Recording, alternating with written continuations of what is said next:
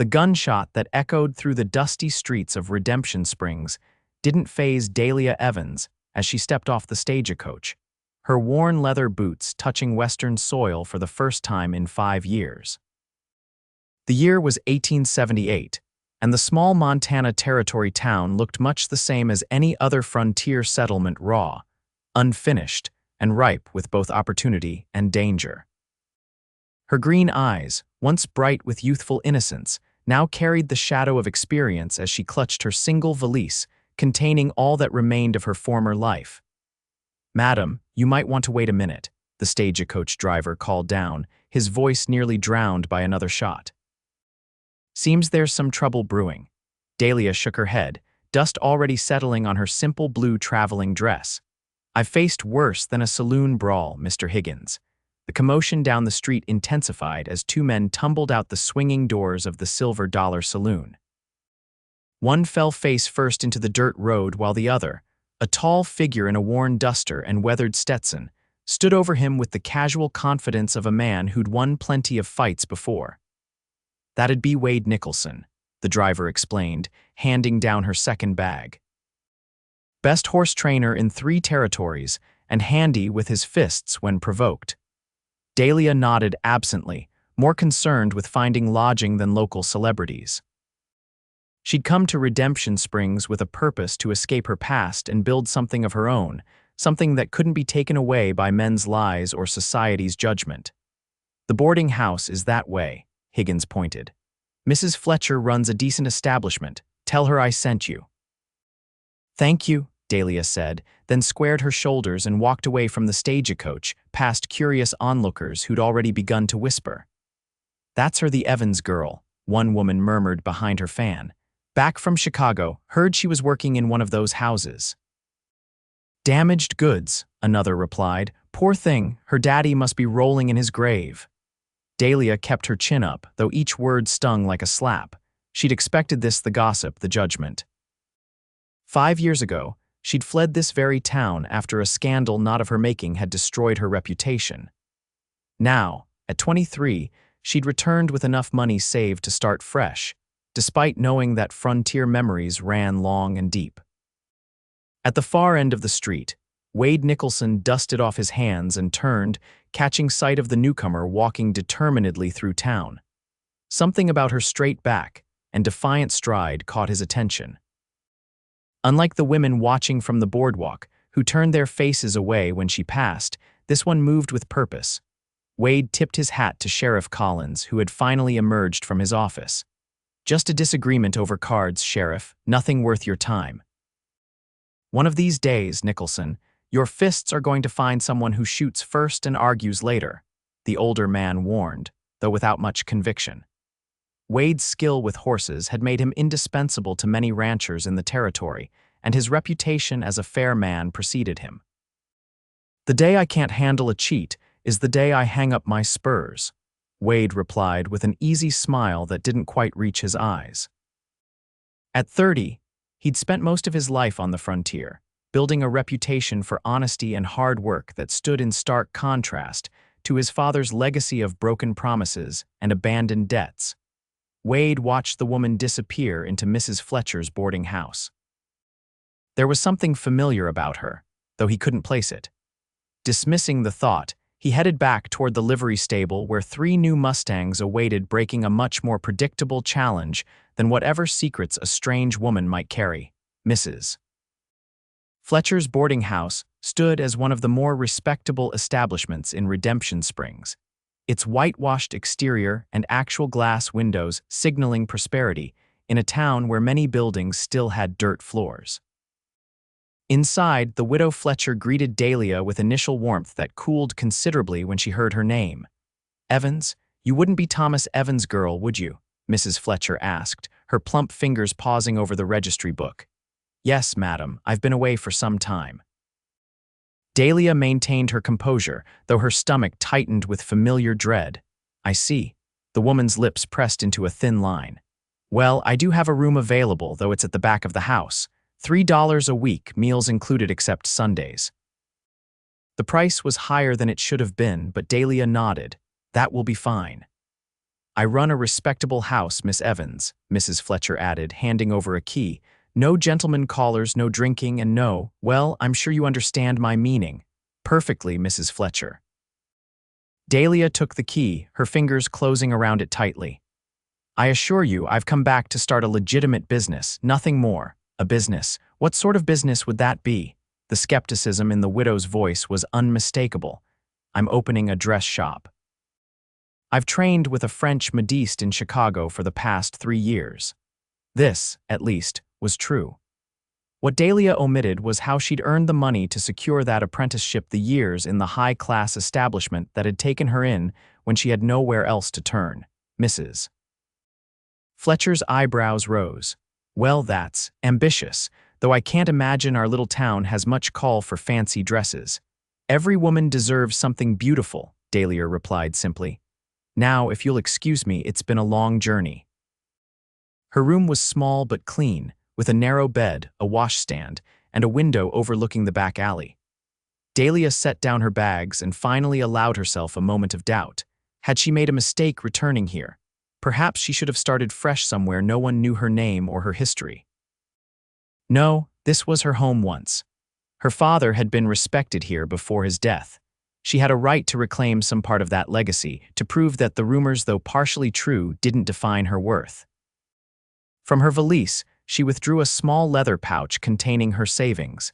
$873, earned penny by penny. Tomorrow, she would see about renting the vacant storefront she'd noticed near the general store. By the end of the month, Dahlia Evans would be a businesswoman, not an object of gossip. As darkness fell over Redemption Springs, Wade Nicholson finished with the last Mustang, a spirited black gelding that had nearly taken his head off with a well-aimed kick. His satisfaction at the day's progress was tempered by a nagging thought that had persisted all afternoon. You heading to the Silver Dollar tonight? Asked Jamie Foster, the 16-year-old stable boy who worshipped the ground Wade walked on. Not tonight. Got an early start tomorrow with the Prescott mare. Wade hung up his tack with meticulous care. Besides, think I've had enough excitement there for one day. You sure showed Barton a thing or two, Jamie grinned. Never seen a man fly so far. Wade shook his head. Fighting's a fool's game, Jamie. Remember that. Only reason to use your fists is when words fail and walking away isn't an option. The boy's face grew serious. Yes, sir. After ensuring the stables were secure, Wade headed toward his small cabin on the outskirts of town. The night air carried the scent of sage and pine from the surrounding hills, a smell that always settled his soul. Unlike many who'd come west seeking fortune or fleeing trouble, Wade had been born to this land. His mother, a schoolteacher from Boston, had followed his father west only to die of fever when Wade was just 10. His father had disappeared soon after, leaving Wade to make his own way among the ranchers and homesteaders of the territory. As he passed the boarding house, a light in one of the back windows caught his attention. A silhouette moved behind the curtain, a woman brushing out long hair. Something about the graceful movement stirred a memory, and suddenly he placed the newcomer he'd seen earlier, Dahlia Evans. The banker's daughter, 7 years his junior, she'd been just 16 when scandal erupted around her name. Wade had been away breaking horses for the army at the time, but he'd heard the stories upon his return. How she'd been caught with the married son of the territory's most powerful rancher. How her father had died of shame shortly after. How she'd fled west rather than face the town's condemnation. Now she was back, and Wade found himself wondering why anyone would return to a place that had treated them so harshly. It spoke of either remarkable courage or remarkable foolishness. Perhaps both. Morning arrived with the promise of clear skies, and Dahlia rose early, eager to begin establishing herself before the town fully awoke. She dressed in her finest day dress, a steel blue creation with modest bustle and delicate lace at the collar. Respectability was her armor now. Her auburn hair was twisted into a simple chignon, and she wore only the pearl earrings that had been her mother's. Mrs. Fletcher raised her eyebrows at Dahlia's appearance, but said nothing as she served breakfast. The other boarders, a schoolteacher, a clerk from the mercantile, and an elderly woman who apparently did mending for the town regarded Dahlia with unconcealed curiosity. "Miss Evans is opening a dress shop in town," Mrs. Fletcher announced, seemingly unable to resist sharing the gossip. "Trained in Chicago," she says. The school teacher, Miss Perkins, offered a tentative smile. "That sounds lovely. We could certainly use more refinement in Redemption Springs." "Indeed," said the elderly woman, Mrs. Hobson, though her tone suggested skepticism rather than enthusiasm. Dahlia ate quickly, eager to escape the scrutiny. "Thank you for breakfast, Mrs. Fletcher. I'll be out for most of the day, securing a location for my shop." Outside, the town was already stirring to life. Shopkeepers swept their boardwalks, the blacksmith's hammer rang out, and riders moved along the main street on various errands. Dahlia headed directly to the vacant storefront she'd spotted the previous day. It had once been a millinery, according to the faded sign, but had stood empty since its owner had departed for San Francisco the previous year. The building's owner, Mr. Peterson, was also the proprietor of the general store next door. His expression when Dahlia introduced herself made it clear that her reputation had preceded her. "A dress shop, you say?" He looked her up and down as though assessing livestock. "Well, I suppose the space could serve such a purpose, though I had been considering other offers." Dahlia doubted there had been any offers at all, given the layer of dust visible through the windows. "I'm prepared to pay 3 months' rent in advance, Mr. Peterson. $20 per month seems fair, considering the condition." His eyebrows shot up at both her directness and the amount. "25, Miss Evans. This is prime commercial property." "22, and I'll handle the repairs to the roof myself." Dahlia had noticed the water stains on the ceiling through the window. "I believe we both know this building has been vacant for some time." After a moment's consideration, Peterson nodded. "Very well, 22 it is, but I'll need those 3 months up front, and I don't want any inappropriate business being conducted on my property." Dahlia felt heat rise to her cheeks but kept her voice steady. "I assure you, Mr. Peterson, the only things I'll be selling are dresses, not my virtue." That particular rumor was greatly exaggerated. The man had the grace to look uncomfortable as he unlocked the door and led her inside. The space was better than Dahlia had hoped, larger than it appeared from outside, with a small back room that could serve as both storage and living quarters once she'd saved enough to leave Mrs. Fletcher's. "I'll have the papers drawn up this afternoon," Peterson said. "You can move in as soon as the rent is paid."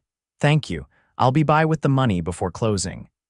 Dahlia's heart raced with a mixture of triumph and trepidation as she surveyed what would soon be her shop. For the first time since stepping off the stagecoach, she felt truly hopeful. That hope dimmed somewhat when she stepped outside to find a small group of women watching her from across the street, their expressions ranging from curious to hostile. Leading them was Eleanor Hargrove, once Dahlia's closest friend, and now the wife of the town's only attorney. "Dahlia Evans," Eleanor called, crossing the street with deliberate steps. "We heard you were back in town." "Eleanor," Dahlia acknowledged with a nod. "It's been a long time." 5 years, the woman agreed, her blue eyes cold despite her smile. "You've changed. We all have, I imagine." Dahlia glanced at the other women, recognizing most as daughters of the town's founding family's girls she'd grown up with, who now regarded her as something dangerous and foreign. "What brings you back to Redemption Springs? Surely there were more suitable places for someone of your experience." The innuendo in Eleanor's voice was unmistakable. Dahlia straightened her spine. "I'm opening a dress shop, Eleanor. I've trained with Madame Beaumont in Chicago and plan to bring a touch of elegance to our little town." "A dress shop?" One of the other women laughed. "Who would buy dresses from?" She cut herself off, but the implication hung in the air. "From me," Dahlia finished for her. "Perhaps women who care more about quality craftsmanship than baseless gossip. Now, if you'll excuse me, I have much to arrange." She stepped around them, her heart pounding but her stride confident. She'd faced worse than small-town spite in Chicago. These women could whisper all they wanted. She would prove her worth through her work. As she rounded the corner, she nearly collided with a broad chest. Strong hands steadied her, and Dahlia looked up into the weathered face of Wade Nicholson. This close, She could see the flecks of gold in his hazel eyes and the faint scar that ran along his jaw, a souvenir from some long-ago fight, no doubt. "Miss Evans," he said, releasing her arms and stepping back. "Welcome back to Redemption Springs." Dahlia blinked in surprise, both at the encounter and at his civil greeting. "Mr. Nicholson, you remember me." "Hard to forget the banker's daughter," he replied, his expression giving nothing away. "Especially when she returns after 5 years to face the wolves." She glanced back toward Alina and her companions, who were now watching the interaction with renewed interest. "They're hardly wolves, more like yapping dogs marking their territory." A brief smile crossed his face. "Still got that spirit, I see. Good, you'll need it." He tipped his hat. "Good day, Miss Evans." "Mr. Nicholson," she acknowledged, watching with curiosity as he continued down the street. That had been unexpected. Most men either leered at her knowingly or avoided her gaze entirely. Wade Nicholson had done neither, treating her instead like any other woman deserving of respect. The next 3 days passed in a whirlwind of activity as Dahlia cleaned, repaired, and organized her new shop. She'd paid Peterson the agreed-upon sum and spent nearly another $100 on lumber, paint, and supplies. The roof had indeed needed patching, and the walls required a fresh coat of whitewash, but Dahlia tackled each task methodically. To her surprise, she wasn't entirely alone in her efforts. Miss Perkins, the schoolteacher, had offered to help paint after school hours, and Jamie Foster, a gangly youth from the livery, had appeared on her doorstep the second morning. "Mr. Nicholson sent me," he'd explained, shuffling his feet. "Said you might need help with heavy lifting and such. He said to tell you it's a welcome home gift, no charge." Dahlia had been speechless for a moment before accepting the offer. Jamie proved invaluable, moving shelving units and helping construct a small fitting platform. He chattered constantly, mostly about Wade Nicholson's exploits with wild horses and barroom brawls, painting a picture of a man who seemed larger than life. "He can calm any horse, Miss Evans, even ones others say should be shot." "Pa says it's like he speaks their language," Jamie explained while holding a plank steady for her to nail. "And he never starts fights, but he sure does finish them." "He seems to have earned your admiration," Dahlia observed, hammering perhaps harder than necessary. "Yes, madam. Took me on when no one else would. Said I had good hands for horses if I'd just learn patience." The boy beamed with pride. "Been working for him near 2 years now, and he sent you to help me." Dahlia couldn't quite reconcile this generosity with the aloof cowboy she remembered from her youth, or the man she'd briefly encountered on the street. Jamie nodded. "Said everybody deserves a fair chance to make good. And that folks around here have short memories for some things and long ones for others." By the end of the week, Evans' Dressmaking and Alterations was ready to open its doors. Dahlia had arranged her few sample dresses created during her apprenticeship in the front window, along with swatches of fabrics available for order. The shop was simple but elegant, with a small seating area where clients could browse pattern books and discuss designs. The morning of her grand opening, Dahlia awoke before dawn, too nervous to sleep. She'd invested nearly everything she had in this venture. If it failed, she would have nowhere to go and nothing to fall back on. As she dressed in her finest day dress, a deep burgundy that complemented her auburn hair, she steeled herself for the possibility that no one would come. That the women of Redemption Springs would rather wear outdated fashions than patronize that Evans girl. She was arranging the last details when the bell above the door chimed promptly at 9 o'clock. Dahlia turned, a professional smile fixed on her face, only to find Wade Nicholson filling the doorway, looking decidedly out of place among the feminine trappings of the shop. "Mr. Nicholson," she greeted him, confusion evident in her voice. "I didn't expect. That is, can I help you with something?" Wade removed his hat, revealing thick dark hair in need of a trim. "Miss Evans, shop looks good. Jamie said you worked him harder than I do." "He was invaluable," Dahlia acknowledged. "Please thank him again for me." An awkward silence fell between them. Wade cleared his throat. "Actually, I came for a reason. The Founders' Day celebration is coming up in 2 weeks. There's always a dance. Thought you might want to know good opportunity for business." Dahlia's eyebrows rose. The Founders' Day dance, I remember it well, though I doubt the organizing committee would welcome my participation. Eleanor Hargrove's in charge this year, Wade admitted, but she doesn't own the event. Besides, plenty of ladies will need dresses regardless of who's making them. Why are you telling me this, Mr. Nicholson? Dahlia asked directly. We've hardly exchanged 10 words in all the years I lived here before. Wade studied her for a moment, his expression unreadable. Maybe I don't like seeing someone condemned without a proper trial, or maybe I just think a town this size needs all the skilled people it can get. He placed his hat back on his head. Either way, thought you should know. Before Dahlia could respond, the bell chimed again as an older woman entered Mrs. Hobson from the boarding house. Wade nodded to both women and departed, leaving Dahlia to wonder about his motives. Was that Wade Nicholson leaving your shop? Mrs. Hobson asked, her eyes bright with curiosity. Unusual to see him anywhere near women's things, unless he's escorting his sister. He was just passing along information about the Founders' Day celebration, Dahlia explained, quickly shifting to a professional demeanor. Now, how can I help you today, Mrs. Hobson? To Dahlia's surprise, the woman had come to commission a new Sunday dress.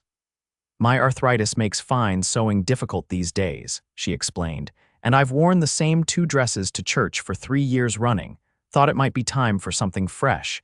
By midday, Dahlia had taken Mrs. Hobson's measurements and discussed a design that would flatter her figure while accommodating her limited budget. More surprising still, 2 other women had ventured into the shop, one seeking alterations to a morning dress and another interested in a new shirtwaist. None were from Eleanor's social circle, but they were respectable townswomen nonetheless, and each departed seemingly satisfied with Dahlia's professionalism and reasonable prices. It wasn't a windfall, but it was a start and more than she had dared hope for on her first day. As she locked up that evening to return to the boarding house, Dahlia found herself wondering again about Wade Nicholson's unexpected interest in her success. Was it merely the reflexive kindness of a man who championed underdogs, or something more personal? Either way, she was grateful for his assistance, indirect though it had been. The following Sunday found Dahlia seated in the back pew of Redemption Springs' only church. She hadn't intended to attend services. Her relationship with the Almighty had grown complicated during her years away, but Mrs. Fletcher had made it clear that church attendance was expected of her boarders. Dressed in a modest navy dress with a high collar and simple trim, Dahlia hoped to slip in and out without drawing attention. This hope was dashed when Reverend Thomas paused in his greeting of parishioners to address her directly. "Miss Evans," he said loudly enough for nearby congregants to hear. "How wonderful to see you return to our flock. The Lord always welcomes the prodigal home." Dahlia forced a smile. "Thank you, Reverend. It's good to be back." She felt rather than saw the ripple of whispers that spread through the congregation. Eleanor Hargrove, seated near the front with her husband and their 2 small children, turned to stare openly, her lips pursed in disapproval. Dahlia kept her gaze fixed forward, enduring the scrutiny with outward calm while her stomach twisted. The service itself passed in a blur of familiar hymns and scripture readings. Reverend Thomas preached on forgiveness and redemption topics that might have provided comfort had they not seemed so pointedly directed at her. When the final blessing was given, Dahlia rose quickly, intending to escape before being cornered by well-meaning or malicious congregants. She made it as far as the church steps before hearing her name called. "Miss Evans, a moment, please." She turned to find Margaret Nicholson approaching, Wade's younger sister. At 20, Margaret was a striking young woman with the same hazel eyes as her brother, though her hair was several shades lighter. "Margaret," Dahlia acknowledged, surprised. They had never been close, the age gap too significant during their youth. "I heard you've opened a dress shop," Margaret said without preamble. "I'd like to commission a gown for the Founders' Day celebration." Several nearby women paused in their conversations, clearly eavesdropping. Dahlia hesitated, wondering if this was some sort of trap. "That's very kind, but it's not kindness," Margaret interrupted, her directness reminiscent of her brother. "Wade says you trained in Chicago with a French dressmaker. That's precisely what I want, something elegant that doesn't look like it was sewn in someone's kitchen. I have my own money from raising and selling canaries. I can pay whatever is fair. Put that way, Dahlia could hardly refuse. I'd be delighted to create something for you, Margaret. Would tomorrow afternoon suit for a consultation? Perfect. 2 o'clock. The younger woman smiled, then leaned closer to add in a lower voice, "Don't mind them. Half the women gossiping now will be in your shop within the month once they see what you can do." Before Dahlia could respond, Margaret rejoined a group of young women her age, leaving Dahlia to wonder at this second instance of Nicholson family support. Was it possible Wade had put his sister up to this? And if so, why? These questions lingered as she made her way back to the boarding house for Sunday dinner, where the other boarders treated her with a new level of curiosity following her church appearance. Miss Perkins was particularly friendly, engaging Dahlia in conversation about the latest fashion plates from New York. "I've always wanted a dress with those new princess seams," the schoolteacher confided. "But ordering from catalogs is so difficult when you're not shaped like the illustrations." "Princess seams would suit your figure perfectly," Dahlia assured her. "They create a lovely line from shoulder to hem. Perhaps you might consider a consultation. I could sketch something specifically for you." By the time dinner concluded, Miss Perkins had agreed to visit the shop the following week, and even Mrs. Hobson had mentioned that her niece might require a new dress for an upcoming wedding. Dahlia retired to her room that night feeling cautiously optimistic. Perhaps Redemption Springs was capable of forgiveness, or at least of prioritizing fashion over past scandals. Either way, she was determined to prove herself through honest work and impeccable craftsmanship. The next afternoon, Margaret Nicholson arrived promptly at 2, dressed in a practical riding habit that nonetheless showed evidence of quality and care. She brought with her several fashion plates torn from magazines and a surprisingly clear vision of what she wanted. "Something in this blue," she explained, showing Dahlia a swatch of sky-colored silk, but with a more dramatic neckline. Not indecent, mind you, but noticeable. Dahlia smiled, recognizing the desires of a young woman ready to be seen as more than a girl. "I think we can create something both appropriate and eye-catching. May I ask if there's someone in particular whose eye you're hoping to catch?" Margaret blushed. "Thomas Bradford. He's the new deputy, from Virginia originally." "Ah, I see. Well, this shade of blue will complement your coloring beautifully." Dahlia began sketching as they talked, her pencil moving swiftly across the paper. "Tell me more about Deputy Bradford. Is he attending the Founders' Day celebration?" "He is. Wade introduced us last month when Thomas first arrived in town. He's been taking me riding on Sundays after church." Margaret's eyes sparkled as she spoke, reminding Dahlia of how it felt to be young and infatuated before life's complications had intruded. As Dahlia measured the younger woman, they chatted easily about town happenings and Margaret's canary breeding business. It was the most normal conversation Dahlia had experienced since returning to Redemption Springs, uncolored by judgment or veiled references to her past. "Your brother mentioned you raise canaries," Dahlia said as she noted Margaret's measurements in her ledger. "That's an unusual occupation for a young lady out west." "Wade says I have more patience than sense," Margaret laughed, "but the birds sell well to mining camps and lonely homesteaders. People like having something bright and cheerful, especially during winter months." "Your brother seems very supportive." Margaret's expression grew serious. "Wade raised me after our father left. He was just 18 himself. Worked 3 jobs to keep our cabin and make sure I had proper schooling." She shrugged. "He doesn't say much, but he sees everything, knows what it's like to have people judge you for things you can't control." Dahlia glanced up from her notes. "What do you mean?"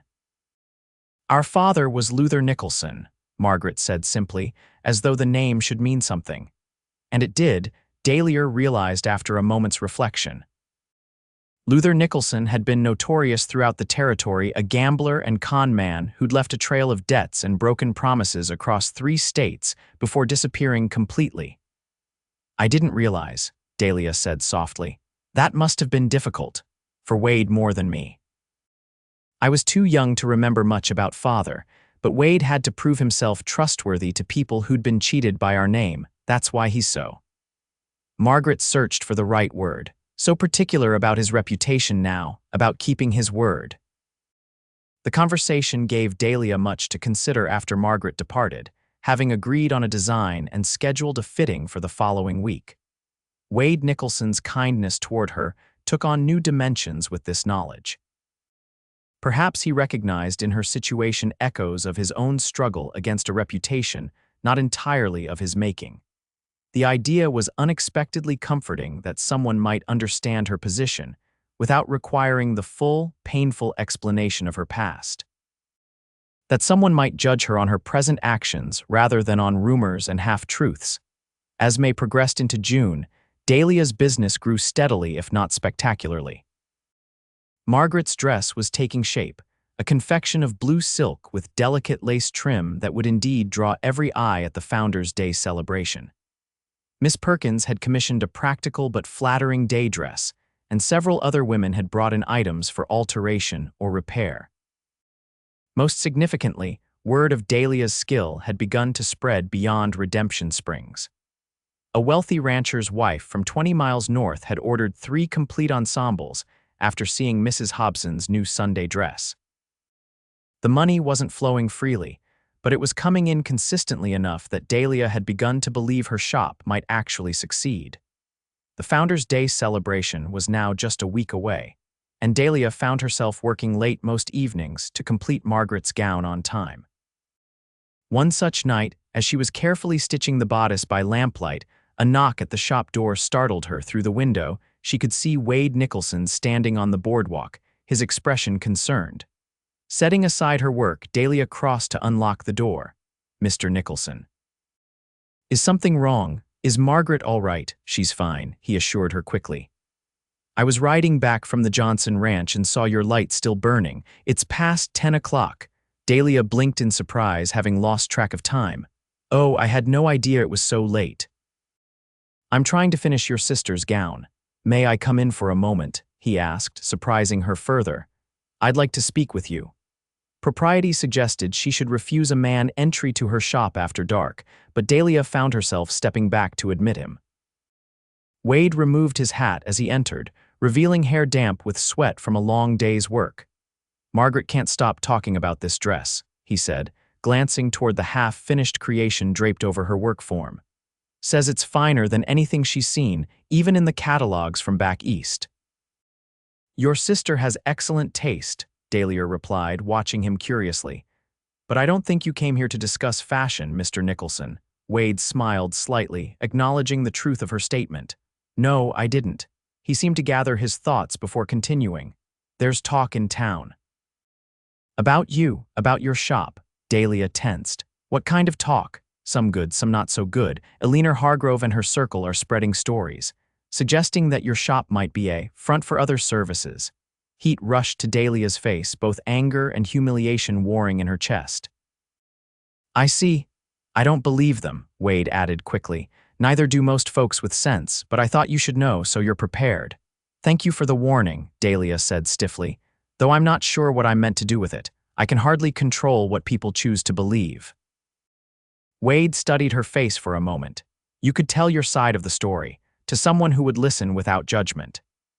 The invitation in his words was unmistakable, and Dahlia found herself tempted to unburden herself to this man who seemed to see beyond surface appearances. But old habits of self-protection died hard. "There are some stories better left untold, Mr. Nicholson," she said softly, "but I appreciate the offer." He nodded, accepting her decision without pressing further.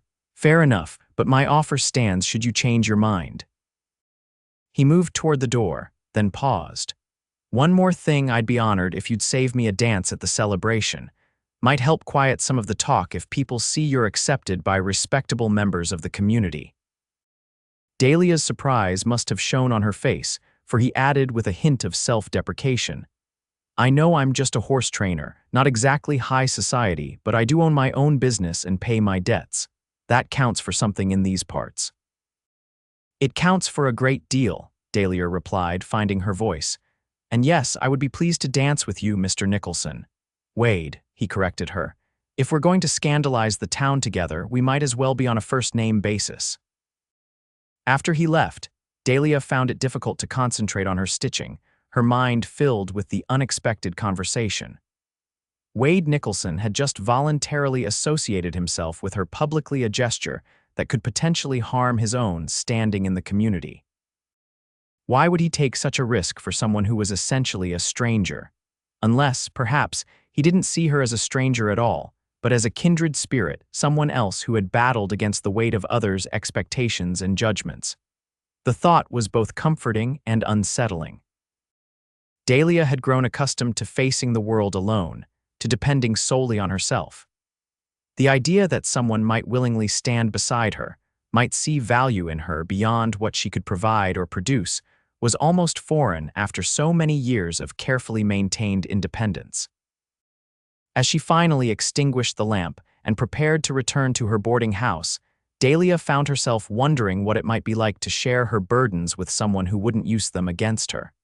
To speak the truth, her truth, and find understanding rather than condemnation. Maybe someday. But not yet. The wounds were still too fresh, the risks too great. For now, she would focus on what she could control, her work, her shop, and the slow rebuilding of her life in Redemption Springs. The Founders' Day celebration arrived with perfect June weather, clear blue skies, and a gentle breeze that carried the scent of wild roses from the surrounding hills. Main Street had been transformed, with bunting draped across the boardwalks and tables set up in the town square for a community feast. Later, the cleared floor of the town hall would host a dance, with music provided by local musicians. Dahlia had delivered Margaret's finished gown the previous day, and the young woman's delight had been payment almost as valuable as the coins she'd counted out so carefully.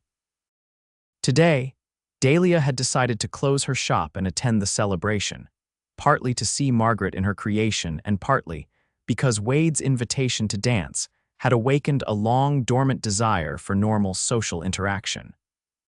She'd chosen her attire, carefully a gown of deep green silk that highlighted her auburn hair and fair complexion without being ostentatious.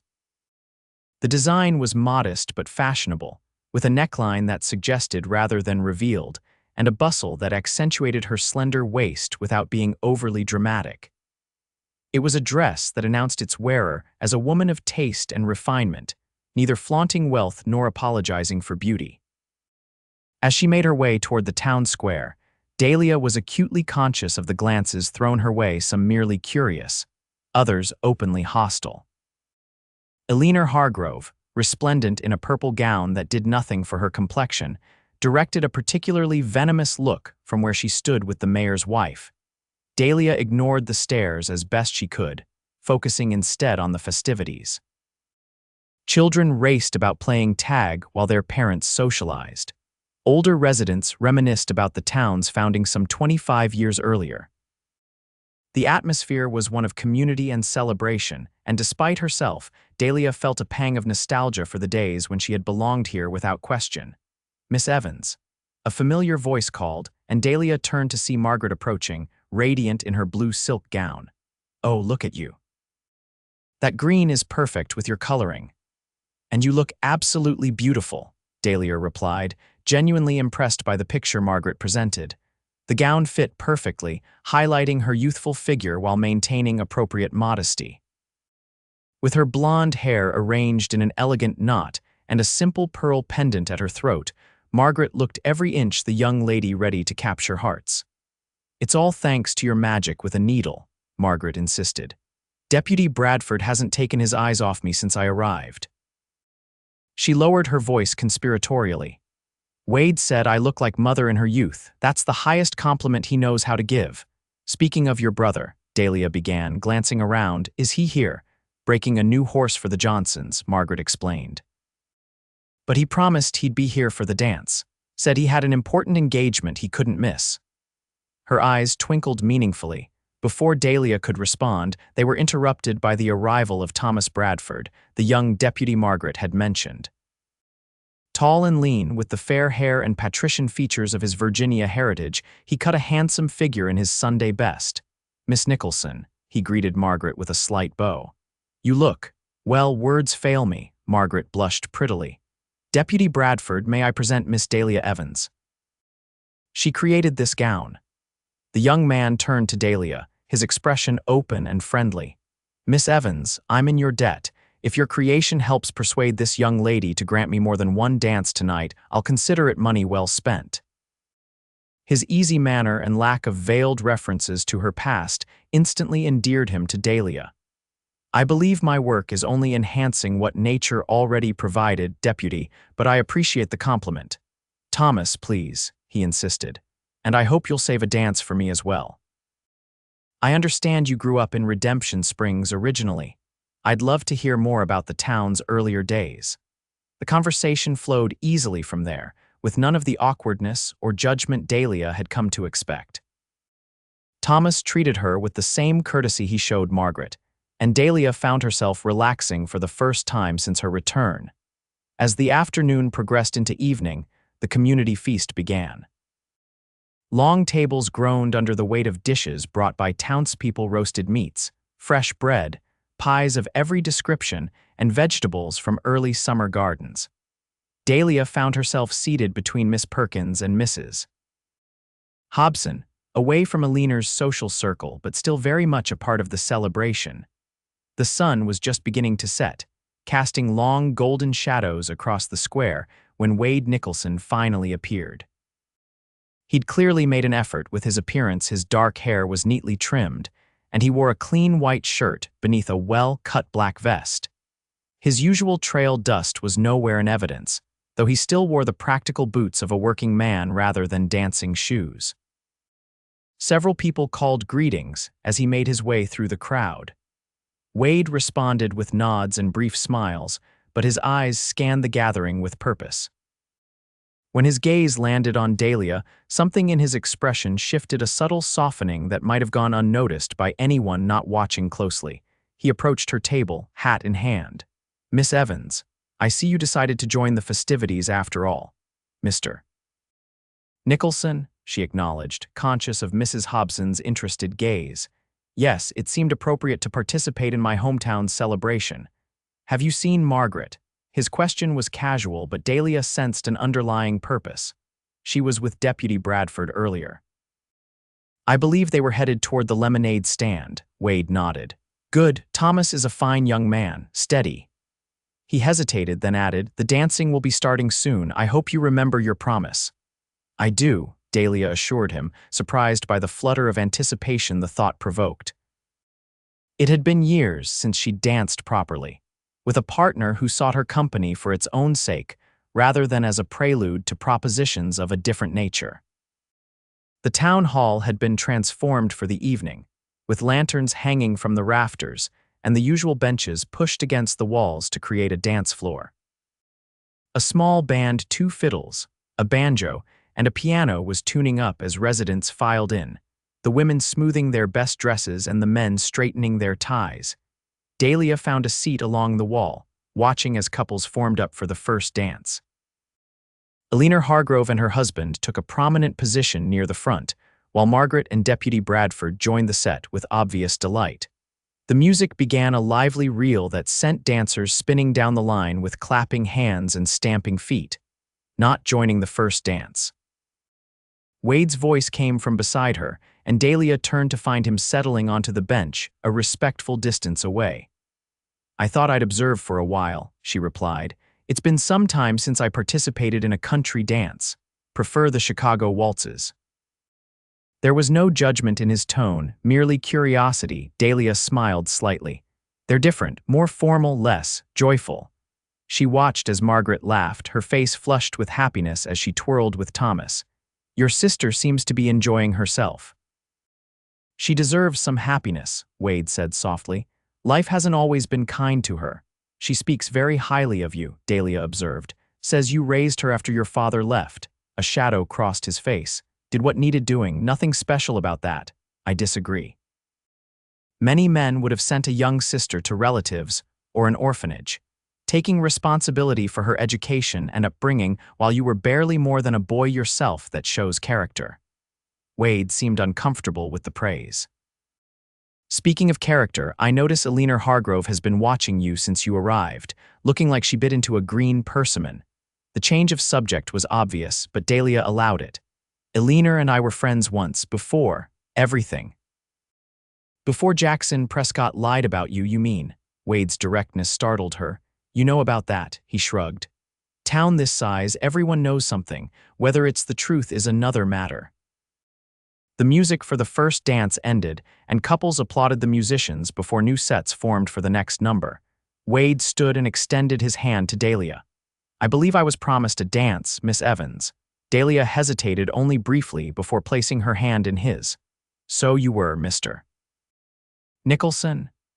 As they took their places in the set, Dahlia was acutely aware of the ripple of whispers that followed. Eleanor's expression was thunderous, and several matrons looked scandalized. But Wade seemed oblivious to the reaction, his focus entirely on Dahlia as the music began again, a Virginia reel this time, requiring partners to loop arms and spin together between lines of clapping dancers. Wade moved with surprising grace for a man who spent most of his time on horseback. His hand was firm against Dahlia's as they circled each other, and his eyes held hers with quiet intensity that made her heart beat faster than the exertion warranted. You dance well, she observed during a brief pause in the pattern. My mother insisted, he replied, a rare smile illuminating his features. Said no son of hers would clod around a dance floor like a bear with sore paws. The image made Dahlia laugh, a genuine sound of amusement that drew even more stares. When was the last time she had laughed freely in public? She couldn't remember. As the dance continued, Dahlia found herself relaxing into the movement and music, allowing herself to enjoy the moment without worrying about judgments or appearances. Wade's presence beside her felt like a shield against the town's gossip, solid and reassuring. When the music finally ended, they were both slightly breathless. Wade escorted her back to her seat, but instead of leaving, he settled beside her again. You're causing quite a stir, Mr. Nicholson, Dahlia murmured, nodding subtly toward a group of matrons who were openly staring. Dancing with the town scandal. Let them stare, he replied, his voice low enough that only she could hear. I've never much cared what people think of me, only what I think of myself. A luxury not everyone can afford. Not a luxury, a necessity. His gaze was serious now. The day I start letting others define me is the day I become my father. The band struck up a waltz, and several couples moved onto the floor, including Margaret and Deputy Bradford. Wade watched his sister for a moment, his expression softening. She's wearing your creation, he observed. It suits her. She makes it look beautiful, Dahlia corrected. A dress is just fabric and thread until the right person wears it. Wade turned to study her, his gaze thoughtful. Is that why you became a dressmaker, to help women become their best selves? The question caught her off guard. No one had ever asked about her motivations before, only her techniques or prices. Partly, I suppose, and partly because I needed a respectable trade that would allow me independence. Independence is important to you. It wasn't a question, but Dahlia answered anyway. When you've had your choices taken away, you learn to value the freedom to make your own decisions. Something in her words resonated with him. She could see it in the way his expression shifted.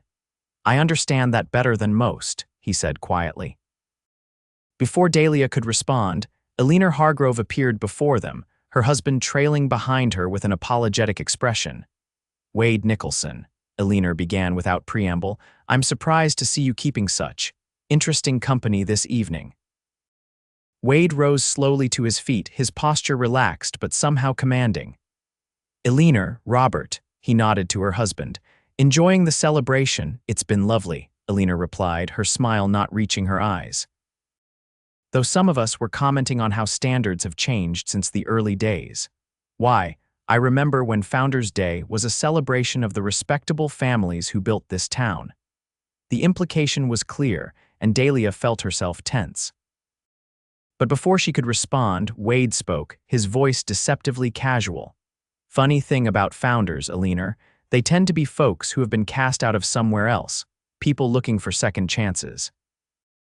This town was built by men and women who weren't welcome in polite society back east, gamblers, failed farmers, women of questionable virtue, Men running from their pasts. He shrugged. Seems to me that continuing that tradition of second chances might be the most fitting way to honor those founders. Eleanor's face flushed with anger. I hardly think welcoming she glanced at Dahlia with undisguised contempt. A woman of her history is the same as offering opportunity to honest pioneers. No, Wade's tone hardened slightly. My father cheated half the territory before disappearing. By your reasoning, Margaret and I should both be outcasts, yet here we are participating in your celebration. Robert Hargrove finally spoke up, placing a restraining hand on his wife's arm. Eleanor, perhaps this isn't the place for this discussion. Indeed, Wade agreed, his gaze never leaving Eleanor's face. Especially since Miss Evans has done nothing but contribute positively to this town since her return. Her dressmaking skills are bringing business from surrounding ranches, her taxes support our streets and school, and her conduct has been above reproach. His voice dropped slightly. Unlike some who claim respectability while spreading malicious gossip. Eleanor's gasp was audible even over the music. How dare you, Eleanor? Her husband's voice was firmer now. Enough, you're making a scene. With a final glare at both Wade and Dahlia, Eleanor allowed herself to be led away, though the damage was done. Several nearby conversations had paused during the exchange, and Dahlia could feel curious eyes upon them. You shouldn't have done that, she said quietly when they were alone again. She'll make trouble for you. Wade shook his head. Eleanor Hargrove has been trying to make trouble for me since we were children, and I refused to let her cheat at marbles. Her opinion means less to me than my horses. Despite herself, Dahlia smiled. Still, I don't need defending. I've managed on my own for a long time. Managing on your own and fighting alone are different things, Wade replied. Sometimes it helps to have someone at your back, even if you're perfectly capable of handling the battle yourself. The sentiment touched Dahlia more deeply than she cared to admit. How long had it been since anyone had stood up for her, since anyone had seen her as worth defending? Thank you, she said simply. For the dance and the defense, whether I needed it or not. Wade offered his arm. The night's still young. Would you care to scandalize the town further with a waltz? And somehow, in that moment, the prospect of more gossip seemed a small price to pay for the pleasure of his company. Dahlia placed her hand on his arm and allowed him to lead her back onto the dance floor. The weeks following the Founders' Day celebration brought both challenges and unexpected joys for Dahlia. As she had predicted, Eleanor Hargrove had redoubled her efforts to undermine Dahlia's business and reputation. Rumors circulated that garments from Evans' dressmaking would fall apart after a single wearing, or that Dahlia charged extortionate prices to unsuspecting customers. But alongside, these attempts at sabotage came surprising support. Margaret Nicholson wore her blue gown to church the Sunday after the celebration and made a point of loudly praising Dahlia's workmanship to anyone who would listen. Mrs. Hobson, not typically given to public displays, paraded her new dress before the Ladies' Aid Society with obvious pride. Most surprising of all, Dahlia received an unexpected visit from Robert Hargrove himself one Tuesday afternoon. The lawyer arrived just as she was closing up shop, his expression uncomfortable but determined. Miss Evans, he greeted her formally. I wonder if I might have a word. Curious despite her wariness, Dahlia invited him in. Of course, Mr. Hargrove. How may I help you? Robert removed his hat, turning it nervously in his hands. This is somewhat awkward, but I'd like to commission a dress for my wife for our anniversary next month. Dahlia couldn't have been more surprised if he'd asked her to fly to the moon. For Eleanor, I'm not certain she would appreciate. She wouldn't, he interrupted.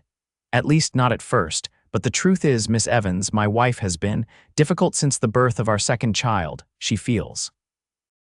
Diminished somehow, less beautiful. His expression softened with genuine concern. I thought perhaps one of your creations might help remind her of her own worth. The request touched Dahlia unexpectedly. Despite Eleanor's cruelty, the idea that she struggled with her own insecurities, that beneath the perfect exterior was a woman battling feelings of inadequacy, made her seem suddenly, painfully human. I would need her measurements, Dahlia said after a moment's consideration. and some idea of her preferences in color and style. Robert brightened. I brought these. He withdrew several fabric swatches from his pocket, and her maid provided these measurements. Eleanor was having a dress made in Denver last year, but the dressmaker moved away before completing it. As they discussed designs and details, Dahlia found herself warming to the project. Creating something beautiful for someone who actively disliked her presented a unique challenge, and perhaps an opportunity for the kind of reconciliation that words alone could never achieve. When Robert departed, having left a generous deposit, Dahlia locked up her shop with a lighter heart than she'd expected. Sometimes the most meaningful victories came in the most unexpected forms. The next day brought another surprise visitor, Wade Nicholson, dressed for riding but clearly not in the midst of his workday. He entered the shop hesitantly, as though unsure of his welcome after the boldness of his defense at the dance. "Miss Evans," he greeted her, hat already in hand. "I hope I'm not interrupting." "Not at all," Dahlia replied, setting aside the pattern she'd been adjusting. "What brings you to town on a Wednesday afternoon?" Wade shifted slightly, a rare display of uncertainty from a man usually so composed. "I was hoping you might join me for dinner this evening, at the hotel restaurant." When she didn't immediately respond, he added, "As a proper supper, not just coffee after church or dance refreshments." The invitation was clear in its intent, a public acknowledgement of interest that went beyond casual acquaintance or chivalrous defense. Dahlia found herself both flattered and frightened by the prospect. "Mr. Nicholson, Wade, that's very kind, but people will talk," he finished for her. "They're already talking, Dahlia, have been since you returned. The question is whether we let their talk dictate our actions." Put that way, the decision seemed clearer. Why should she deny herself simple pleasures like dinner with an honorable man because of others' judgments? "Very well," she agreed, surprising herself almost as much as him. "What time shall I expect you?" 7 o'clock. I'll call for you at the boarding house if that's acceptable." "It is." Dahlia found herself smiling, a genuine expression that felt almost foreign on her face. "I look forward to it." After he left, Dahlia tried to focus on her work, but her mind kept returning to the evening ahead. It had been years since she'd been courted properly, if that was indeed Wade's intention. The possibilities both thrilled and terrified her. What if his interest waned once he knew the full truth of her past? What if she had forgotten how to be simply Dahlia, rather than Miss Evans the dressmaker or the woman with the scandalous history?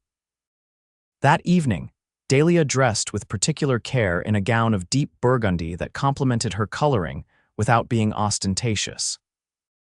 She arranged her auburn hair in a simple but elegant knot at the nape of her neck, and allowed herself a touch of rose-colored pomade on her lips, noticeable enough to enhance her features, but subtle enough to remain respectable.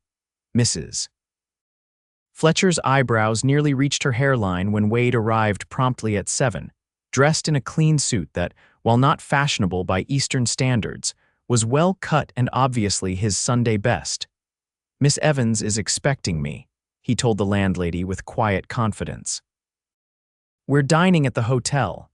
"I see," Mrs. Fletcher replied, her tone suggesting she saw entirely too much. "Well, she'll be down directly, I'm sure." When Dahlia descended the stairs moments later, she found Wade waiting in the small parlor, hat in hand and an expression of admiration on his face that sent warmth spreading through her chest. "You look beautiful," he said simply. "Thank you." Dahlia accepted the compliment with a grace that belied her inner nervousness. "Shall we go?" The hotel restaurant was the finest establishment in Redemption Springs, which meant clean tablecloths, actual glass windows, and a menu that occasionally featured items beyond beef and potatoes. As Wade escorted her inside, Dahlia was acutely aware of the stares and whispers that followed them to their table. "Everyone is watching," she murmured as they were seated. "Let them," Wade replied, his expression unconcerned. "Gives them something to talk about besides cattle prices and weather." His nonchalance eased her tension somewhat, and by the time their meals arrived, remarkably decent beefsteaks with fresh vegetables from the hotel's kitchen garden, Dahlia found herself relaxing into the conversation. Wade proved to be an excellent dinner companion. Though not particularly loquacious, He spoke thoughtfully about his work, his hopes for expanding his horse training business, and his pride in Margaret's accomplishments. He asked intelligent questions about Dahlia's dressmaking and listened with genuine interest to her explanations of different techniques and styles. "You truly love your work," he observed as they lingered over coffee. "It shows in how you speak of it." "I do," Dahlia admitted. "There's something deeply satisfying about taking simple materials and transforming them into something beautiful and useful, something that makes the wearer feel more herself." She hesitated, then added, "It wasn't my first choice of profession, but it's become a true calling." "What was your first choice?" Wade asked, his expression curious. Dahlia smiled wistfully. "I wanted to be a schoolteacher like your mother. My father had begun arrangements for me to attend a teaching college back east before." She trailed off, the familiar pain of that lost future still sharp despite the years.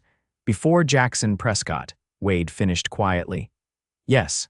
A comfortable silence fell between them, broken only by the clink of cups against saucers. Finally, Wade spoke again, his voice low enough that only she could hear. "Dahlia, I'd like to court you properly, if you're willing. Not secret meetings or hurried conversations between your clients, but openly, the way a man courts a woman he respects." The directness of his proposal took her breath away. For a moment, Dahlia couldn't find words to respond, her mind racing with implications and possibilities and fears. "You don't know everything about me," she said finally. "About what happened after I left Redemption Springs." Wade's expression remained steady. "I know enough to make this decision. The rest you can share when and if you're ready. The town will never accept it, us." She gestured vaguely toward the other diners, several of whom were still casting curious glances their way. "Some won't," he agreed. "Others will, and some will come around eventually. The important question is whether you're willing to face their judgment alongside me." Put that way as a challenge they would meet together rather than a burden she would bear alone, the prospect seemed less daunting. And there was something undeniably appealing about Wade Nicholson's quiet strength, his unwavering sense of self. "Yes," Dahlia found herself saying, "I would like that."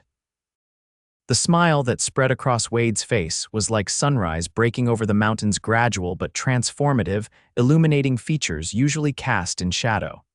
He reached across the table to take her hand, his touch warm and reassuring. "Then we'll begin tomorrow. I'll call for you after church if that suits you."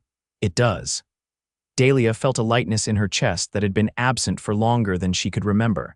It wasn't happiness exactly, not yet, but perhaps the promise of it, like the first green shoots after a long winter. As Wade escorted her back to the boarding house, they walked slowly, savoring the cool evening air and the strange new comfort of each other's company.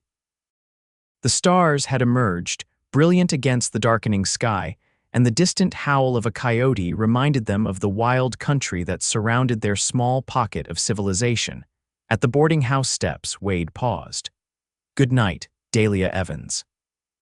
His voice held a note of promise that made her heart quicken. "Good night, Wade Nicholson," she replied softly. "Thank you for a lovely evening." He tipped his hat and turned to go, then paused and looked back. "One more thing. Whatever the town thinks it knows about you, whatever stories they tell, remember this. You're not what happened to you. You're what you choose to become." With that, he was gone, striding down the darkened street toward his cabin on the outskirts of town. Dahlia watched until his figure disappeared into the shadows, his words echoing in her mind like a blessing or perhaps a prophecy. The weeks that followed seemed to pass in a dream like haze for Dahlia. True to his word, Wade began courting her openly and properly. Sunday afternoons were spent driving through the countryside in his wagon or walking along the creek that ran behind the town. Occasionally, he would appear at her shop near closing time with fresh flowers or a book he thought she might enjoy. Each gesture was simple but meaningful, chosen with obvious thought for her preferences rather than grand displays meant to impress. When Dahlia mentioned her love of wild roses, Wade arrived the next day with cuttings from a particularly fine bush he'd discovered while tracking a Mustang. When she spoke of missing the music she'd enjoyed in Chicago, he arranged for the town's piano teacher to give a small recital at the church. The town's reaction to their courtship was predictably mixed. Some, like Margaret and Deputy Bradford, were openly supportive. Others, particularly Eleanor's social circle, made their disapproval known through pointed snubs and whispered comments. Most of Redemption Springs watched with curious neutrality, willing to withhold judgment until the unusual pairing either flourished or failed. For Dahlia, the most surprising development was the gradual growth of her business despite, or perhaps because of the attention her relationship with Wade generated. Women who might never have entered her shop now came, ostensibly for alterations but clearly curious about the dressmaker who had captured the interest of one of the town's most eligible bachelors. It's the most interesting thing to happen in Redemption Springs since the miller's cow gave birth to twins, Mrs. Hobson explained bluntly during a fitting. Half the women in town are trying to figure out what you've got that they missed. Dahlia laughed despite herself. A scandalous past, and a talent for French seems, apparently. By mid-July, Dahlia had saved enough to rent the small back room of her shop as living quarters, allowing her to leave Mrs. Fletcher's boarding house for more private accommodations. Wade and Jamie helped move her few possessions and built simple shelving for her personal items. The space was small but entirely her own, a luxury Dahlia hadn't enjoyed since leaving her father's home 5 years earlier. It was in this private space, on a warm evening with cicadas singing outside the open window, that Dahlia finally shared the full truth of her past with Wade. They sat side by side on her narrow bed, the only proper seating available, their shoulders not quite touching as she began her story. "What people say about me about Jackson Prescott, that part is mostly true," she began, her voice steady despite the painful memories. "I was 16 and naive. He was 26 and married with a child on the way, though I didn't know that then. He told me he loved me, that he would leave his family's ranch and take me to San Francisco." She smiled bitterly. "I believed him, of course. What 16-year-old doesn't want to believe she's special enough to inspire such devotion?" Wade remained silent, his presence beside her solid and reassuring as she continued. "When his wife discovered our arrangement, she came to my father. There was a terrible scene. My father suffered an apoplectic fit that night. They said the shame killed him as surely as if I'd held a gun to his head." Dahlia's voice wavered slightly. "Perhaps they were right." "No," Wade said firmly, the first word he'd spoken since she began. "Your father's death was a tragedy, but not your doing. Jackson Prescott bears that responsibility, not you." Dahlia nodded, drawing strength from his certainty. "After the funeral, I had nowhere to go. The bank took our house for debts I hadn't known existed. Eleanor's family offered to take me in, but only if I would sign a paper confessing my moral failings and agreeing to be sent to a home for fallen women in Denver." "And you refused," Wade guessed, a note of admiration in his voice. "I refused," Dahlia confirmed. "Instead, I took what little money remained and a locket that had been my mother's, and I bought passage to Chicago. I had an aunt there, my father's sister, though we had never met." She paused, gathering courage for the most difficult part of her confession. "When I arrived, I discovered my aunt had died the previous winter. I was alone in a strange city with less than $10 to my name and no references for respectable employment." Wade's hand found hers in the gathering darkness, his fingers wrapping around hers in silent support. "I found work in a house of entertainment," Dahlia continued, her voice barely above a whisper now. "Not as one of the girls, though that was the original offer. The madam, Mrs. Blackwell, needed someone to mend costumes and help the women dress. When she discovered I had a talent with needle and thread, she kept me in the sewing room rather than." She trailed off, unable to voice the alternative even now. "You did what you needed to survive," Wade said softly. "There's no shame in that." Tears pricked at Dahlia's eyes, though she fought them back. "I lived there for 2 years, surrounded by luxury and degradation in equal measure. Mrs. Blackwell was kind in her way, and the girls treated me like a sister, but I needed more than that life could offer." She took a deep breath. One of the regular clients was a widow named Madame Beaumont. She owned a dressmaking establishment that catered to Chicago's elite. She saw my work on one of the girls' costumes and offered me an apprenticeship. And you seized the opportunity, Wade finished, his thumb tracing gentle circles on the back of her hand. Dahlia nodded. I worked for Madame Beaumont for 3 years, learning everything she could teach me. When she decided to retire to France last year, she gave me a small sum as recognition of my service. It was enough to return here and start my shop.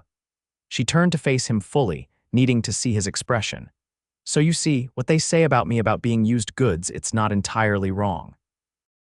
Wade's face in the fading light revealed no disgust or judgment, only a tender concern that made Dahlia's heart ache with unexpected hope. Dahlia Evans, he said, his voice rough with emotion, there isn't a person alive who reaches adulthood without scars and regrets. What matters isn't where you've been, but who you've become along the way. He lifted her hand to his lips, pressing a gentle kiss against her knuckles. And who you've become is a woman of remarkable courage and dignity, a woman I'm proud to court. The simple sincerity of his words broke something loose inside Dahlia, a knot of shame and self-recrimination that had been wound so tightly for so long, she'd ceased to notice its constant pressure. Tears spilled down her cheeks as years of carefully maintained composure gave way to relief. Wade drew her gently into his arms, his hand stroking her hair as she cried against his shoulder. He made no attempt to silence her tears or offer empty platitudes, simply holding her until the storm passed. When she finally quieted, drawing back slightly to wipe her damp cheeks, Wade spoke again. Thank you for trusting me with your story. It can't have been easy to share. It wasn't, Dahlia admitted, but it feels lighter now, like setting down a heavy load I've carried too long. Some burdens aren't meant to be carried alone, Wade replied. Then, with careful deliberation, he leaned forward and pressed a kiss to her forehead, chaste but unmistakably tender. It's getting late. I should go before Mrs. Fletcher sends the sheriff looking for us. The reminder of propriety brought a smile to Dahlia's lips despite her emotional exhaustion. Yes, I suppose we've scandalized the town enough for one evening. Wade rose but paused at the door that connected her living quarters to the shop. I'll see you on Sunday for the picnic by the creek. I'll be there, Dahlia promised, and thank you for listening, for understanding. His smile in response was all the answer she needed. August brought a heat wave that drove even the most industrious residents of Redemption Springs to seek shade during the midday hours. Dahlia's shop, fortunately positioned to catch the afternoon breeze, became a gathering place for women ostensibly interested in new patterns, but equally eager to escape the sweltering temperatures in their own homes. Eleanor Hargrove's anniversary dress was nearly complete, a confection of pale rose silk with delicate cream lace that would complement her coloring perfectly. Dahlia had poured extra care into its creation, determined that the garment would be so exquisite that even Eleanor would be unable to find fault with it. As she put the finishing touches on the bodice one quiet afternoon, the shop door opened to admit Margaret Nicholson, her face flushed with excitement. Dahlia, the most wonderful thing has happened. She practically danced across the shop floor, heedless of the heat.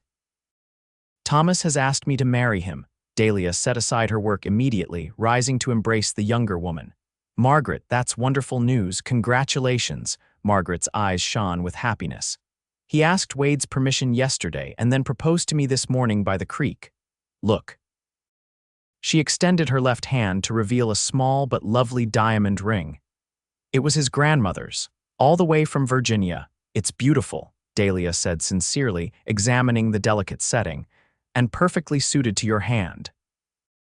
We want to be married before winter, Margaret continued breathlessly, which means I need a wedding dress, and you're the only one I would trust to make it. The commission was significant. A wedding dress required extensive time and materials, and would be the most important garment a young woman ever wore. That Margaret had chosen her without hesitation, despite the potential for gossip, touched Dahlia deeply. I would be honored, she said, squeezing Margaret's hands. When shall we begin planning? We'll need to discuss designs, fabrics. Now, if you're not too busy. Margaret glanced toward the half-finished rose silk dress. Is that for Mrs. Hargrove? Wade mentioned you were working on something special. Dahlia nodded, returning to her work table. Yes, a surprise from her husband for their anniversary. I'm hoping it might soften her opinion somewhat, Margaret snorted delicately. It would take a miracle to change Alina Hargrove's mind once it's set, but if anyone could work such magic, it would be you. She settled into a chair near Dahlia's table, watching her stitch with expert precision. Wade thinks the world of you, you know. The simple statement brought warmth to Dahlia's cheeks. Your brother is a good man. The best, Margaret agreed, and happier than I've seen him in years thanks to you.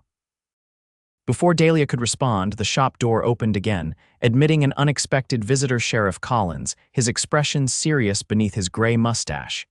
Miss Evans, he greeted her, removing his hat. Miss Nicholson, sorry to interrupt your lady's talk, but I need a word with Miss Evans. Dahlia set aside her needle, a flutter of anxiety rising in her chest. Of course, Sheriff. How may I help you? Collins glanced at Margaret, clearly uncomfortable with her presence. It's a somewhat delicate matter, miss. I can step outside, Margaret offered, rising from her chair. No need, Dahlia said quickly, unwilling to face whatever news the sheriff brought without a friendly presence. Margaret is practically family. Please speak freely, Sheriff. Collins nodded, though his discomfort remained evident. Very well. Miss Evans, I've received a complaint about your business, specifically allegations that you're operating additional services beyond dressmaking. The implication was clear, and Dahlia felt as though she'd been doused with ice water despite the summer heat. I see. And who has made these allegations? I'm not at liberty to say, the sheriff replied, though his gaze shifted away in a manner that spoke volumes. But I'm required to investigate any formal complaint. This is absurd, Margaret exclaimed, her face flushing with indignation. Anyone who spends 5 minutes with Dahlia would know such accusations are completely false. Be that as it may, Miss Nicholson, I have my duty. Collins turned his attention back to Dahlia. I'll need to inspect the premises, Miss Evans, including your living quarters. The request demand really felt like a violation, but Dahlia knew refusal would only fuel the rumors. Of course, Sheriff. Though I assure you, you'll find nothing but fabric, thread, and perhaps more dust than I'd like to admit. She led him through the shop and into her small living area, conscious of Margaret following closely behind like a protective younger sister. The sheriff's inspection was thorough but respectful, his weathered face revealing nothing as he examined the modest space that contained Dahlia's entire life. Well, he said finally, returning to the main shop area, everything seems to be in order. I'll make note of that in my report. May I ask what specifically you were looking for? Dahlia inquired, her professional composure firmly in place despite the humiliation burning in her chest. Collins had the grace to look uncomfortable. The complaint suggested you might be entertaining male visitors after hours. For compensation. I see. Dahlia's voice was steady, though her hands trembled slightly. And now that you've verified the falsehood of these accusations, what happens next? The matter is closed as far as I'm concerned, the sheriff assured her. Though I can't control what people choose to believe or say. No one can, Dahlia agreed, a lifetime of hard-won wisdom in her tone. Thank you for conducting your investigation with dignity, Sheriff. I appreciate your professionalism. After Collins departed, Margaret exploded with righteous anger. This is Alina's doing. Who else would stoop so low, and just as you're finishing her anniversary dress too, the nerve of that woman. We don't know that for certain, Dahlia cautioned, though privately she shared Margaret's suspicion. And regardless of who made the complaint, the best response is to continue as before. Living well is the most effective revenge. Margaret seemed unconvinced, but let the matter drop. Should we tell Wade? He'll want to know about this. No, Dahlia decided after a moment's consideration. He has enough concerns with the new horses from the Johnson Ranch. This was unpleasant but ultimately harmless. No need to burden him with it. But secrets had a way of revealing themselves in a town the size of Redemption Springs, and by evening, word of the sheriff's inspection had spread through the usual channels of gossip.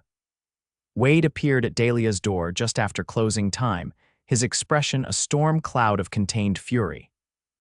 Why didn't you send for me? He demanded without preamble as he entered the shop. Collins had no right to treat you like a common, he cut himself off, jaw working as he struggled to control his anger. He was doing his job, Dahlia replied calmly, however distasteful.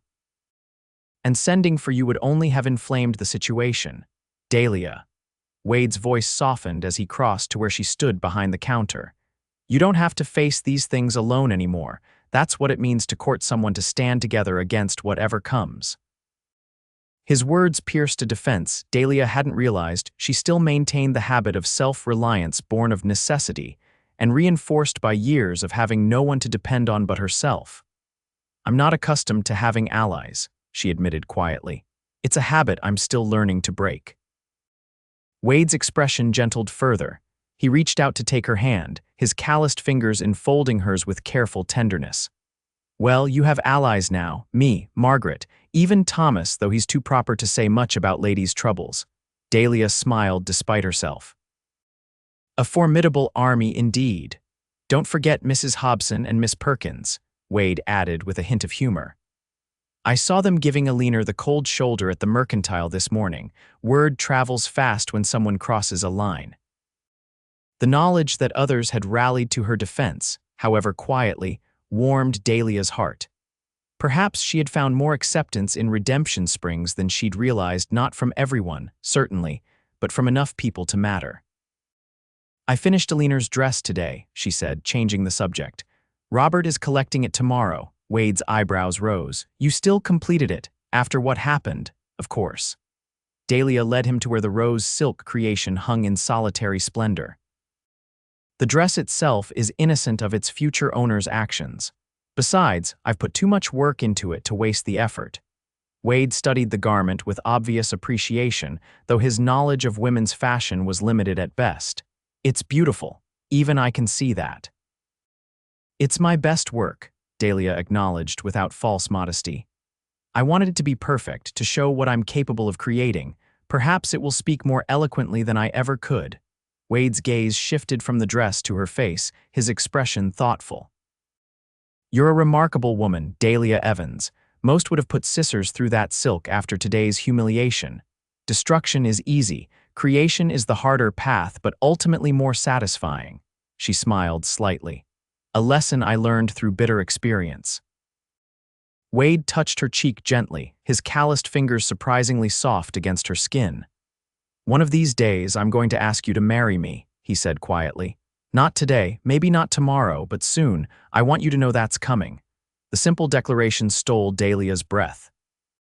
Despite weeks of courtship, despite the growing closeness between them, she hadn't allowed herself to believe in a future that included marriage.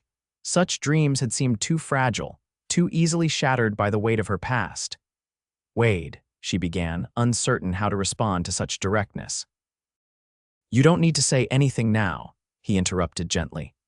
Just know that when I do ask, it won't be a hasty decision or one I'll regret.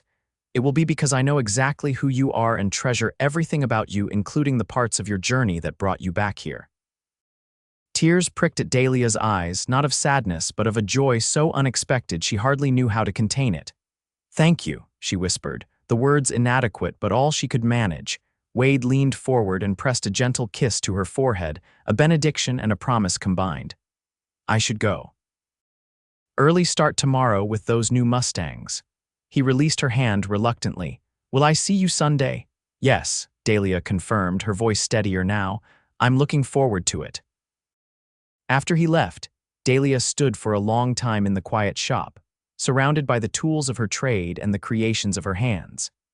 For the first time since returning to Redemption Springs, perhaps for the first time in her adult life, she allowed herself to imagine a future beyond mere survival. A future that included not just independence but partnership, not just respect but love. It was a fragile hope, but stronger than it had been before. Like a seedling pushing through rocky soil toward sunlight, determined to grow despite all obstacles. The morning of Alina Hargrove's anniversary dawned clear and bright, with a hint of autumn crispness in the air despite the August date. Robert arrived at the shop precisely at 9 o'clock to collect the finished gown, his expression a mixture of anticipation and nervousness. It's perfect, he breathed when Dahlia revealed the completed creation. Even better than I imagined. A leaner will. He hesitated, clearly uncertain how his wife would actually react. The dress will speak for itself, Dahlia assured him, carefully packing the garment in tissue paper. And your thoughtfulness in commissioning it is a gift in itself. Robert nodded, though doubt lingered in his eyes.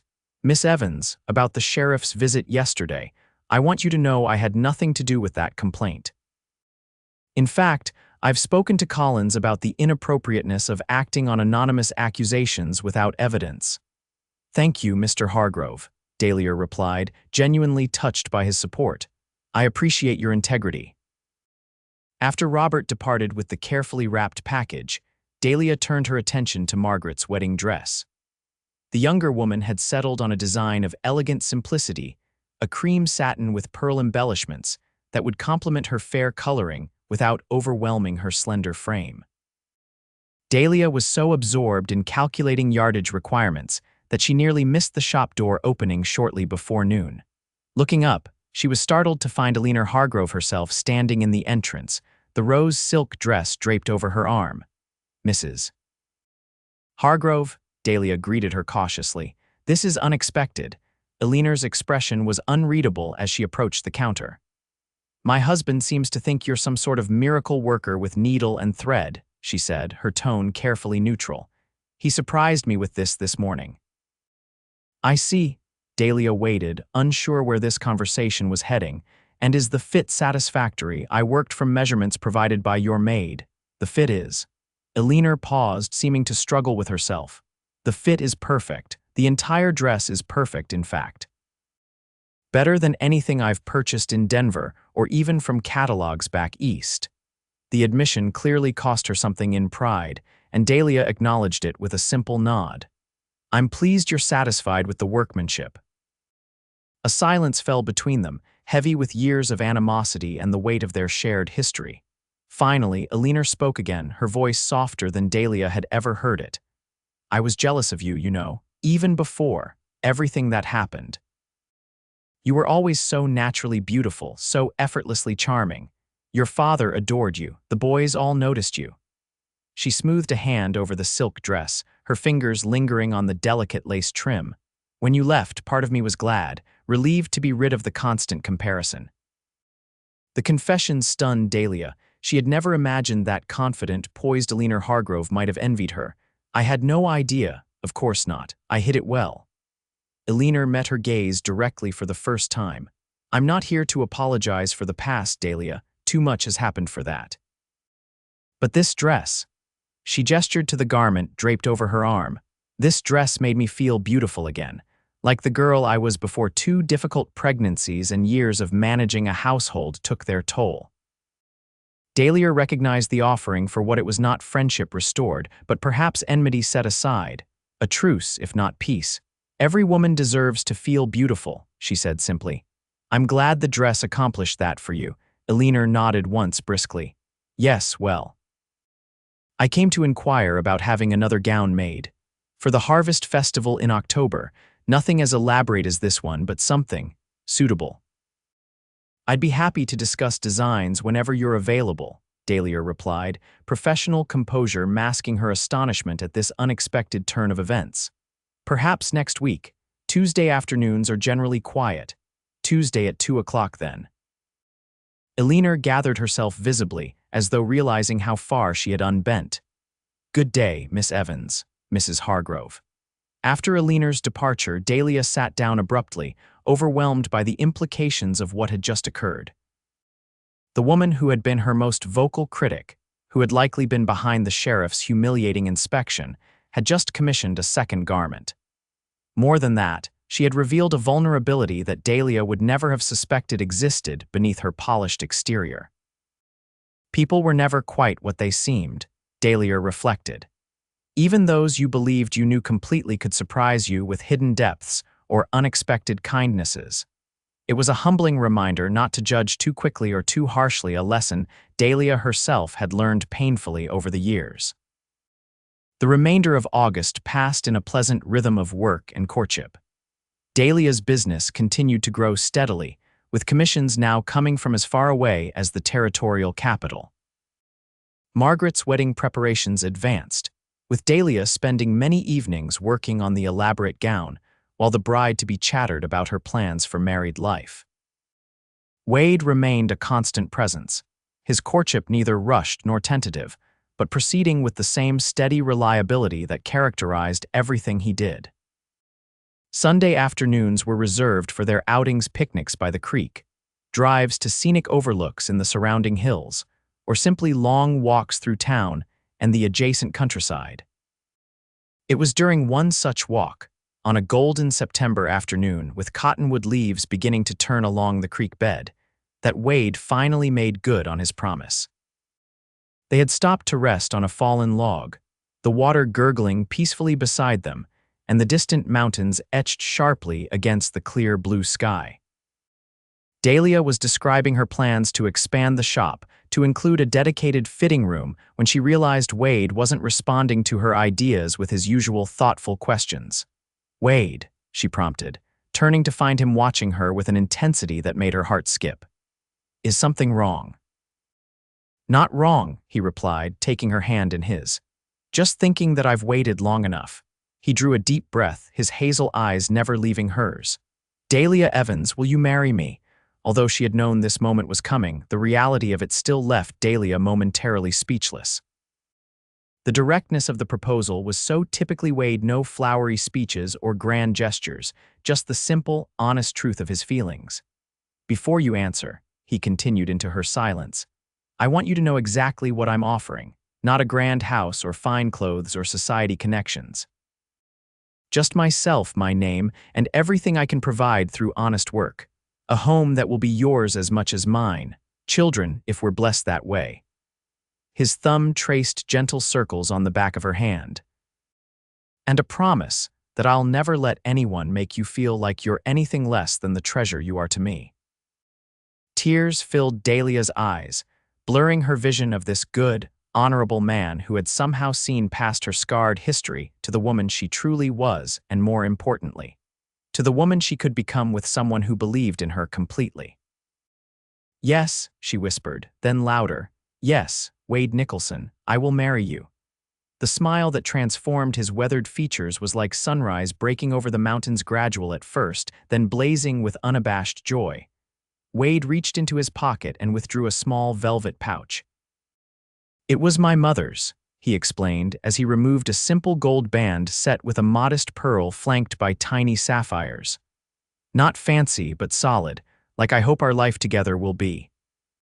As he slipped the ring onto her finger, a perfect fit, as though it had been made for her hand, Dahlia felt a sense of rightness that transcended words. This was not the future she had imagined for herself as a girl, nor the one she had feared during her darkest days in Chicago. It was something better, something real and hard-won and precious. "It's beautiful," she said, admiring how the pearl caught the afternoon light. Perfect, in fact. Wade's kiss was gentle but thorough, a promise of devotion that needed no words to express. When they finally parted, both slightly breathless, he rested his forehead against hers. "Margaret will be beside herself with excitement," he murmured. "She's been dropping hints for weeks that I should propose before her wedding." Dahlia laughed softly, "As if you needed prompting." "No," he agreed, "but she enjoys feeling that she had a hand in it. Shall we tell her today?" The walk back to town seemed shorter somehow, their steps light with shared happiness. They found Margaret at the boarding house where she still lived, working on a piece of embroidery for her trousseau. Her squeal of delight upon seeing the ring on Dahlia's finger was loud enough to bring Mrs. Fletcher hurrying from the kitchen. "I knew it. I told Thomas just yesterday that Wade was going to propose any day now." Margaret embraced Dahlia warmly, then her brother. "This is perfect." "Now we can have a double wedding." "Slow down," Wade cautioned, though his smile belied any real objection. "We haven't even set a date yet." "October," Margaret said decisively. "The same day as Thomas and me, the 21st, it's a Thursday." "Margaret," Dahlia began gently, "that's only 6 weeks away, and it's your special day. You should have the celebration to yourself." The younger woman shook her head emphatically. "Nonsense, it makes perfect sense economically. One set of decorations, one celebration dinner. And Thomas and I were planning a small ceremony anyway, just close friends and family." Her eyes shone with genuine affection. Besides, what could make my wedding day more special than sharing it with my beloved brother and his bride? Put that way, the idea was undeniably appealing. Dahlia glanced at Wade, who shrugged with good-natured acceptance of his sister's enthusiasm. "If Dahlia agrees, I have no objection," he said. "Though it means you'll have even more sewing to complete in a short time." Dahlia considered for a moment. A quick shared ceremony would certainly minimize the opportunity for gossip or criticism from those in town who still regarded her with suspicion. And there was something deeply touching about Margaret's eagerness to include them in her special day. "Very well," she agreed finally. October 21st it is. The news of their engagement spread quickly through Redemption Springs, generating the expected mixture of reactions. Margaret and Thomas offered sincere congratulations, as did Miss Perkins, Mrs. Hobson, and several of Dahlia's regular clients. Sheriff Collins tipped his hat respectfully when he encountered them walking together the following Sunday, and even Reverend Thomas expressed cautious good wishes after the church service. Eleanor Hargrove, surprisingly, was among the first to acknowledge the engagement formally, arriving at Dahlia's shop the Tuesday after the announcement with a small package. "A betrothal gift," she explained stiffly, placing the parcel on the counter. "It's tradition among the founding families." Inside, Dahlia found a delicate linen handkerchief embroidered with her initial an E that would soon become an N. The gesture, while small, represented a significant olive branch from a woman who had once been her fiercest critic. "Thank you, Eleanor," Dahlia said sincerely. "It's beautiful work." "My grandmother taught me," Eleanor replied, a hint of pride in her voice. "She always said a lady should have one skill that could sustain her if circumstances changed." A shadow crossed her face, perhaps recognition of how Dahlia's own circumstances had changed so dramatically over the years. The weeks leading up to the double wedding passed in a whirlwind of preparation. Dahlia created not only Margaret's gown but her own, as well a deceptively simple creation of ivory silk with delicate beading at the bodice and a modest train. Wade, meanwhile, secured a small cabin on the outskirts of town, not far from his current residence, and set about making improvements to prepare it for his bride. By mid-October, Redemption Springs was ablaze with autumn colors, the cottonwoods and aspens turning gold against the evergreen backdrop of pine-covered hills. The weather held fair, with cool nights but pleasant days that hinted at an Indian summer. The morning of October 21st dawned clear and crisp, with just enough breeze to stir the remaining leaves but not enough to cause discomfort. Dahlia awoke early in her small room behind the shop, her wedding gown hanging nearby like a silent promise of the day to come. Margaret arrived shortly after sunrise, already half-dressed and bubbling with excitement. "I couldn't sleep another moment," she exclaimed, embracing Dahlia warmly. "By tonight, we'll both be married women, can you believe it?" The girls helped each other dress and arrange their hair, sharing the small mirror and laughing at their own nervousness. Margaret's golden curls were arranged with orange blossoms sent from a cousin in California, while Dahlia opted for a simple knot adorned with a pearl comb that had been her mother's something old for the occasion. "You look beautiful," Margaret declared when they were both fully attired. "Wade won't be able to take his eyes off you. Nor Thomas off you," Dahlia replied, genuinely admiring how the cream satin complemented Margaret's fair coloring. "You're a vision in that gown." A knock at the shop door interrupted their mutual admiration. Mrs. Hobson entered, resplendent in a new dress of Dahlia's creation, her gray hair arranged more elaborately than usual. "Well, don't you both look like angels come to earth," she declared, her usual bluntness softened by genuine admiration. "The wagon's outside to take you to the church. And half the town's already gathered, so we'd best not keep them waiting." The simple ceremony had grown somewhat in scope as news of the double wedding spread through the community. What had been planned as an intimate gathering of close friends now included most of Redemption Springs residents, curious to witness the union of the town's most talked-about couple, alongside the more conventional match of Margaret and Thomas. As the wagon approached the white-painted church, Dahlia felt a flutter of nerves in her stomach. So many eyes would be watching, so many judgments still lingering despite the acceptance she'd gradually earned. "What if stop that?" Margaret said firmly, as though reading her thoughts. "Today isn't about them. It's about you and Wade and the life you're building together." Dahlia squeezed the younger woman's hand gratefully. "When did you get so wise?" "Must be my advanced age of 20, Margaret replied with a grin. "Now come on, our grooms are waiting." Inside the church, autumn flowers decorated the simple altar, and sunshine streamed through the clear glass windows, casting patterns of light and shadow across the wooden pews. The small building was filled to capacity, with latecomers standing along the back wall. Wade and Thomas waited at the altar, both in their Sunday best, though Wade had splurged on a new suit for the occasion, dark blue with a crisp white shirt and string tie. As Dahlia walked down the aisle on Sheriff Collins' arm, the older man having volunteered to give away both brides in the absence of their fathers, her eyes met Wade's, and everything else faded away.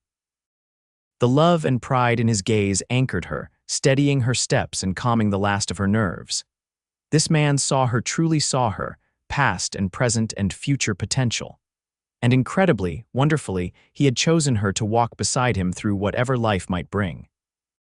Reverend Thomas conducted the ceremony with dignified simplicity, first joining Thomas and Margaret in matrimony, then Wade and Dahlia.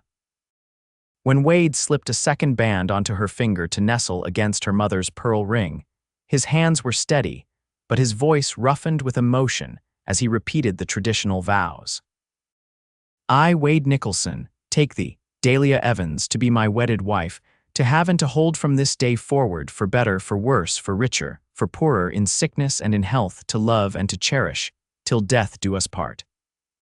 As Dahlia spoke her own vows in return, she was conscious of a profound sense of homecoming, not to a place, but to a person. To this man who had seen value in her when others saw only scandal, who had defended her reputation without diminishing her independence, who had offered partnership rather than protection. "You may kiss your bride," the Reverend announced, and Wade's lips met hers in a kiss that was both tender and affirming, a public declaration of a private commitment already made. The celebration afterward, held in the town hall, decorated with autumn leaves and late-blooming wildflowers, was more joyous than Dahlia could have imagined.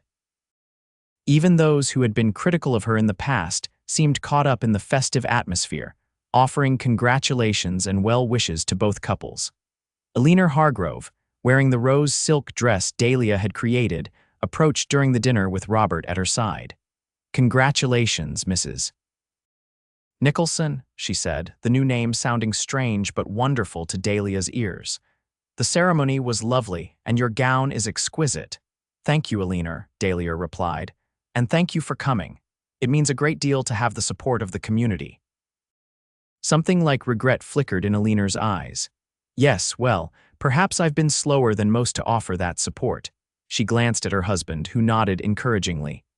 "I hope that might change going forward. Redemption Springs needs talented people like yourself. And Margaret will need female friends as she adjusts to married life."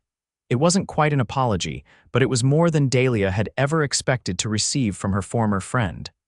"I would like that," she said sincerely. As Eleanor moved away to speak with Margaret, Wade slipped an arm around Dahlia's waist, drawing her close. "Happy Mrs. Nicholson," he murmured, his breath warm against her ear. "More than I knew was possible," she admitted, leaning into his strength.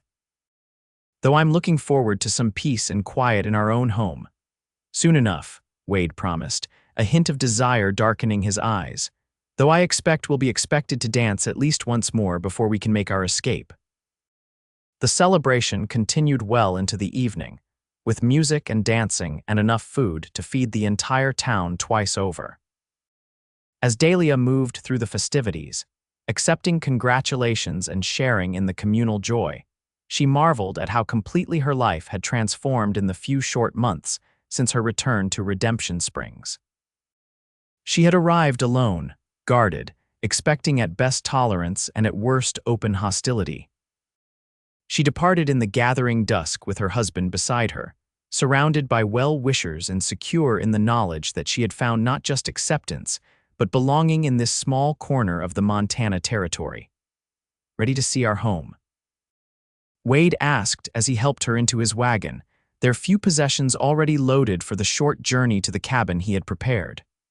"More than ready," Dahlia replied, her heart full with the promise of all that lay ahead. As they drove through the twilight toward their new beginning, Dahlia glanced back once at the lights of Redemption Springs glowing against the darkening sky. The town had lived up to its name after all, offering her a second chance she had never dared to hope for. Not because she had been found blameless or because her past had been erased, but because one man had looked past the judgment of others to see her true worth. Because Wade Nicholson had recognized in her not used goods, but a treasure worth claiming as his own. And in doing so, he had helped her reclaim herself.